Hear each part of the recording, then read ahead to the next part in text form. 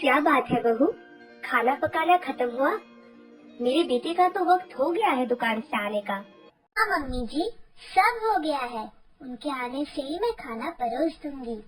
बहू, तुम्हें तो सब मालूम ही है, पर फिर भी बोल रही हूँ, 2 सबसे बड़ी बड़ी मछली के पीस मेरे बेटे के लिए उठा के रखना।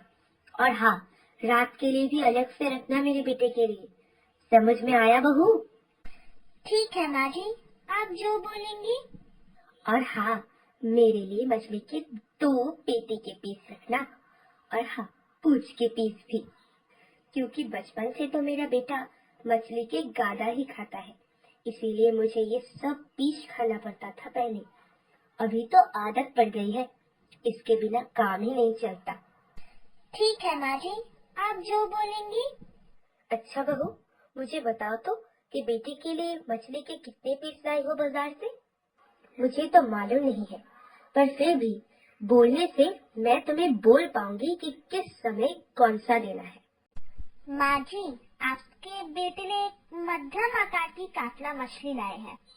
मेरा मतलब 4 पीस गादा, 2 पीस पेटी का, 1 मछली का पूंछ और हाँ, 1 मछली का सर भी है। ओह, तो तुमने मछली के सर को बीच से 2 हिस्सा किया है ना, पकाने के लिए? हाँ माँ जी, किया है मैंने। ठीक है, बेटे के लिए 2 गादा फिश मछली रखना दोनों वक्त के लिए। ये बात तो मैंने तुम्हें बता ही दी है पहले। और मेरे लिए 1 पेटी और मछली का पूंछ रात के लिए। और हाँ, मछली का 1 सर का पीस भी। समझ आया बहू? और हाँ, जो 1 और मछली का पेटी और सर का पीस रहेगा, वो मुझे दोपहर को ही दे देना। और वो पूंछ का पीस भी। तुम्हें तो पता ही है कि मुझसे मछली का पूंछ रात को नहीं खाया जाता है। ठीक है, आप जो बोलेंगी। ओहो, तुम्हारे बारे में तो मैं भूल ही गई थी। तुम्हारे लिए मछली का 1 टुकड़ा है तो? नहीं, मतलब माँ जी, जितना है उसमें से उनका और आपका ही होगा, इसलिए मैं दाल, तले हुए आलू और मछली के झोल के आलू से चावल खा लूंगी। आप मुझे लेकर एकदम चिंता मत कीजिएगा, मैं ठीक खा लूंगी। ना ना, हम सब मछली खाएंगे और तुम सिर्फ झोल और आलू। ऐसा थोड़ी ना होता है, वरना तुम बाहर जाके कहोगी कि मेरे ससुराल में मेरी सास मुझे कुछ खाने ही नहीं देती है। नहीं नहीं माँ जी, आप ऐसा क्यों बोल रही हैं? किसी को मैं कुछ नहीं बोलूंगी, किसी को कुछ पता ही नहीं चलेगा। मैं सच बोल रही हूँ। आप कोई चिंता ना करें। मछली के झोल के आलू और दाल और तले हुए आलू मेरे लिए काफी है। ठीक बोल रही हो ना बहू? खा पाओगी ऐसे? हाँ माँ जी, आप बिना मतलब इतना सोच रही हैं। आपके बेटे का आने का वक्त हो गया है। एक काम कीजिए, आप हाथ मुंह धो लीजिए, तब तक मैं खाना परोस देती हूँ। ठीक है, मुझे तो ये सब समझ आया, लेकिन मेरी बेटी को ये सब बात पता न चले, वरना मेरा बेटा मुझसे कहेगा कि मेरी माँ मेरी पत्नी को खाने ही नहीं देती है। समझ आया ना बहू? उफ माँ जी, अब आप इस विषय को लेकर इतना मत बोलिए। आपका बेटा आता ही होगा। ठीक है, फिर मैं जल्दी जल्दी हाथ मुंह धो लेती हूँ। सोहिनी के ससुराल में ये कोई नई घटना एकदम नहीं थी। ये घटना हर रोज की कहानी है। मांस, मछली, अंडा घर में चाहे कुछ भी अच्छा बुरा पकता है, सोहिनी की किस्मत में कुछ भी नहीं रहता। जो भी खाना बनता है पूरा माँ जी और बेटे के नाम का हो जाता है। और आज तो सिर्फ खाने के लिए सूखे चावल और कल के सड़े हुए सब्जी भाजी है। और ऐसा हर रोज चलता है सोहिनी के ससुराल में।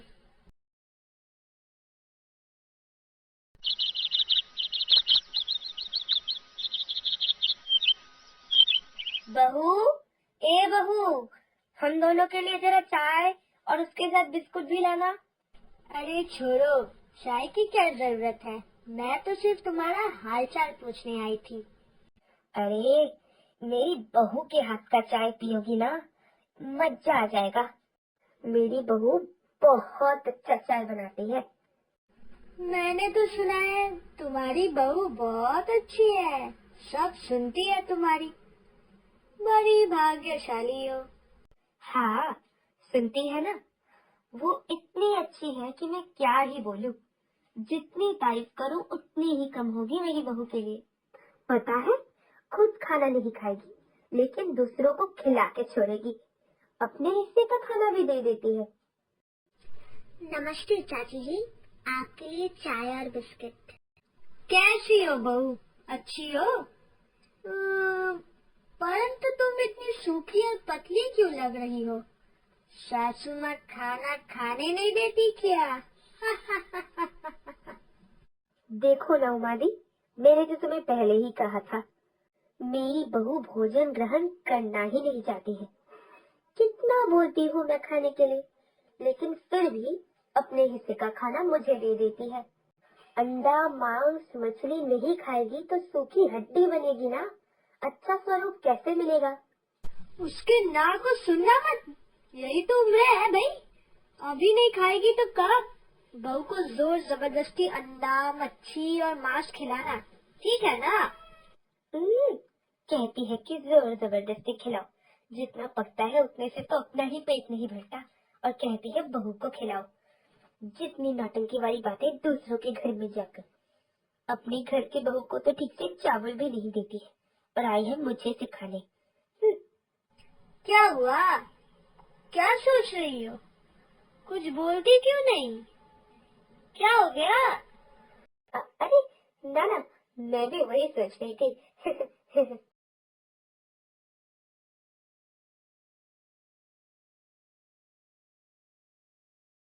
मम्मी जी, मैं जा रही हूँ, ठीक है? जल्दी वापस आ जाऊंगी।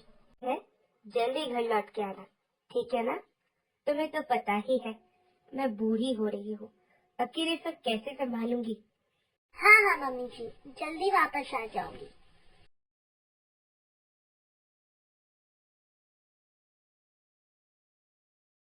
ये ससुराल में तुझे खाने में क्या देते हैं? बता मुझे, बता। क्या बोलूँ माँ, ससुराल में जो भी खाना पकता है सब कुछ तो माँ जी और उनके बेटे के पीछे ही खत्म हो जाता है।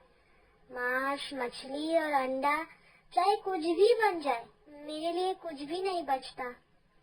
मैं हमेशा झोल और आलू से काम चला लेती हूँ, और कभी कभी तो वो भी नहीं रहता, बासी और सड़ा हुआ खाना ही रह जाता है मेरे लिए। पहले से शक था कि ऐसा ही कुछ हुआ होगा, वरना तू ऐसे सूखी हड्डी कैसे हुई? तेरी सास को और तेरे पति को ये बात पता है कि तेरे लिए खाने को कुछ भी नहीं बचता है? हाँ, माँ जी को सब पता है, पर उनको कुछ नहीं मालूम। माँ जी ने उनको कहने से मना किया है मुझे। ओह, अब मुझे सारी बात समझ में आ रही है। तेरी सास तेरे हिस्से का खाना खा सके, इसीलिए चालाकी से ये चाल चली है। इतनी सरल और सीधी रहने से नहीं चलेगा। खुद के लिए लड़ाई करनी ही पड़ेगी तुझे। रोज रोज तुझे खाने नहीं देगी, पूरा दिन मेहनत करवाएगी। ऐसा तो नहीं चलने वाला। तो फिर क्या करूँ माँ? मैं अपने भोजन के लिए झगड़ा करूँगी, घर में परेशानी का कारण बनूंगी? ना ना, छी छी छी, ये सब मेरे से नहीं होगा माँ। चुप कर पगली, और मेरी बात ध्यान से सुन। और मैं जैसा जैसा बोल रही हूँ वैसा वैसा कर। अब जब भी घर में मांस, मच्छी या अंडा बनेगा, अपने लिए पकाने के बाद एक बड़ा सा पीस उठा लेना। सोहिनी अपने मायके में 2 दिन रहने के बाद अपने ससुराल वापस आ गई और अपने माँ के सिखाई हुई बातों का पालन कर अपने हिस्से का पहले से उठाकर रखने लगी। क्या हुआ बहू, खाना पक गया? मुझे अभी खाने दे दो, बड़ी ही जोरों की भूख लगी है। हाँ माँ जी, अभी परोस रही हूँ, आप बैठ जाइए। पता नहीं आज क्यों इतनी भूख लगी है? ये लीजिए माँ जी, चावल, मछली, सब्जी सब बन गया है। अब आप शांति से भोजन ग्रहण करें। बात हुई बहू, फिर पता नहीं कि कम से कम मुझे दोपहर को मच्छी के 2 से 3 पीस लगते हैं। इसमें मैं क्या करूं? ये बात आप अपने लड़के को बोलिएगा। वो अगर इतना कम लाएंगे तो इसमें मेरा क्या कसूर? मैंने आपको आपके हिस्से का ही दिया है। तो कुछ और लग रहा है। अपने मायके से आने के बाद इसके हाव भाव में कुछ बदलाव आया है। एक काम करती हूँ, अभी चुपचाप खा लेती हूँ, बाद में इसके ऊपर नजर रखनी पड़ेगी। सासू माँ को सोहिनी का बर्ताव कुछ अच्छा नहीं भाया, इसलिए उन्होंने सोहिनी पर नजर रखने की सोची। सासू माँ के भोजन के बाद जब सोहिनी अपना भोजन लेकर बैठी, बाप रे, लगता है शादी के बाद ये पहली बार मैं मछली खाने वाली हूँ अपने ससुराल में। क्या बहू, तुम मछली खा रही हो? और जब मैंने तुमसे मांगा तो तुमने मुझसे साफ मना कर दिया कि एक और भी पीस नहीं बचा है। माँ जी, मैंने तो गलत कुछ नहीं कहा है। दोपहर के लिए तो एक भी पीस नहीं रही, और जो ये एक पीस है वो तो मेरे हिस्से का है। हाँ, फिर से बोलना। हाय भगवान, ये क्या हो गया मेरे साथ? अरे कौन किधर हो? इधर आओ और देखो मेरे साथ क्या हो गया। अरे मैंने ये कौन सी चुड़ैल को मेरे घर लाई? अपने पति और अपने सास को भोजन ना देके खुद बैठी मजे से खा रही है। माँ जी, ऐसे चिल्लाइए मत, नहीं तो मैं पूरे गांव वासियों को और साथ ही साथ आपके लड़के को भी सब सच सच बता दूंगी। आपने इतने दिन जो जो मेरे साथ किया है, खुद 4 से 5 पीस मछली, 7 से 8 पीस मांस खाया करती है, यहाँ तक कि मेरे हिस्से का भी। और मुझे सिर्फ झोल और आलू, वो भी सूखे चावलों के साथ खाने दिया। घर में बासी और सड़ी हुई चीजें मेरे खाने के लिए, ऐसा क्यों? और आप दोनों के लिए गर्मा गर्म और अच्छे पकवान, ऐसा क्यों? ठीक है, बुलाइए, सभी को बुलाइए। मैं सबसे पूछूंगी कि इस घर में क्या मैं एक सिर्फ और सिर्फ काम वाली बाई हूँ? अच्छा माँ जी, अगर मैं आपकी बहू नहीं बेटी होती तो फिर भी आप मेरे साथ ऐसा सलूक करती, ऐसा व्यवहार करती? इस बात है, इतने दिनों तक मैंने बहू को कुछ भी खाने के लिए नहीं दिया था। बहू ने ये सब कुछ बिना कुछ बोले ही सह लिया था, इसलिए मैंने उसे अच्छी बहू बोला। और आज जब वो अपने हिस्से का भोजन मांग रही है तो वो मेरे लिए चुड़ैल बन गई। नहीं, ये तो गलत है। नहीं, ये मेरी ही गलती है। मुझसे जुबान मत लड़ाओ और जल्दी से खाना खा लो। खाना खाने के बाद मेरे कमरे में मुझसे मिलने आना।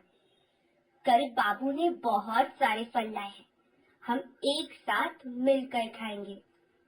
इस घटना के बाद सासू माँ बहुत अच्छी हो गई और सोहिनी शांति से अपने पति और सासू माँ को लेकर अपना घर संभालने लगी। उनके जीवन में मानो खुशियों की बौछार शुरू